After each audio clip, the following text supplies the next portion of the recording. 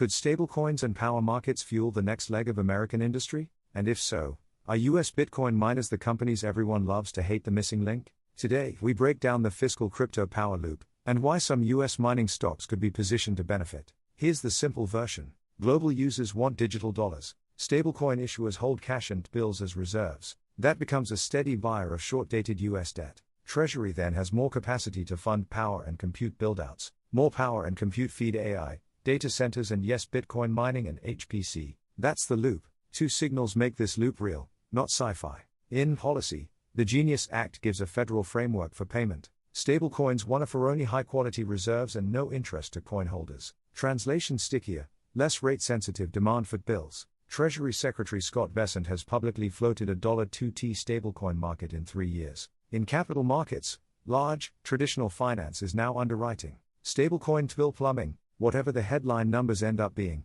the direction is clear. Stablecoins are moving center stage in front-end funding. Balanced view: not everyone buys the $2T story. JP Morgan recently cut its long-term stablecoin growth estimate. This remains a debate, not a done deal. The constraint is physical power first, software second. The AI boom isn't just code, it's megawatts. US electricity demand is hitting new records as data center loads ramp. Bottlenecks are painfully real: site power, substations, transformers, cooling, permits. When constraints are physical, the cost of time goes up, and assets that can flex with the grid earn a premium. Here we see the missing pieces: Bitcoin miners as large flexible loads and HPC hosts. Enter Bitcoin miners. On grids like ERCOT in Texas, miners can register as large flexible loads, think 75 megawatts and up, with the ability to ramp down in seconds to minutes. That flexibility lets them sell demand response and ancillary services, then restart when prices normalize. It's optionality that the grid values most during tail events. This isn't theory. When Texas was scorching in August 2023, Riot Platforms received about $32 million in power credits in 1 month for curtailing. Love them or hate them, that's real cash from flexibility. Many miners are now dual-purposing their real assets: power, land, interconnects, cooling into AI hosting. A headline example is Core Scientific. Core Scientific recently signed multi-year deals to host CoreWeave GPUs 200 megawatts, later expanded toward 500 megawatts of contracted HPC load across several sites. That means a P&L stack of mining rewards, DR and ancillary revenues. Hosting revenue. Two big implications follow. First, diversified cash flows can reduce forced BTC selling, especially post-halving. Second, miners become a policy-relevant conduit between power and digital assets, helping integrate renewables and absorb curtailment where capacity is scarce. Why this matters for Bitcoin and for equities. On the crypto side, issuance stepped down at the halving, and ETF channels improve demand quality, and if miners sell fewer coins, the market becomes more sensitive to net inflows.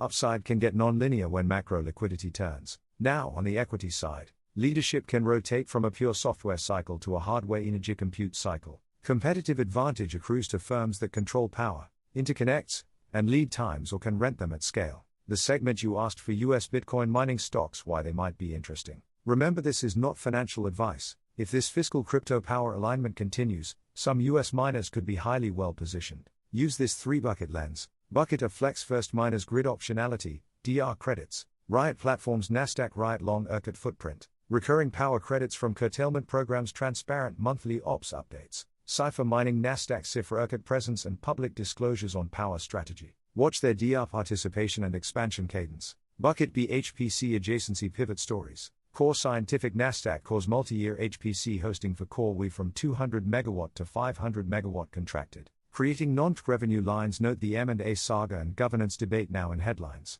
EREN Iris Energy, Nasdaq EREN building AI cloud services with H100 H200 GPUs. Clear disclosure cadence on the GPU side. Marathon Digital, Nasdaq Mara primarily mining today, but has publicly discussed AI and HPC ambitions, and announced an investment agreement to expand HPC capabilities. Execution is the proof to watch. Bucket C: Scale Plus Treasury expansion track. Clean Spark, Nasdaq CLSK scaling exahash, sizable BTC treasury, and participation in demand response programs at new sites. Track their power cost per kilowatt hour and dilution discipline. What to evaluate across all names. 1.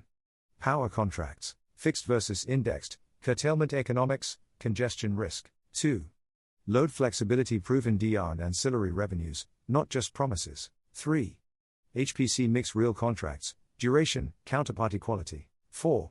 Balance sheet, BTC cash versus 5.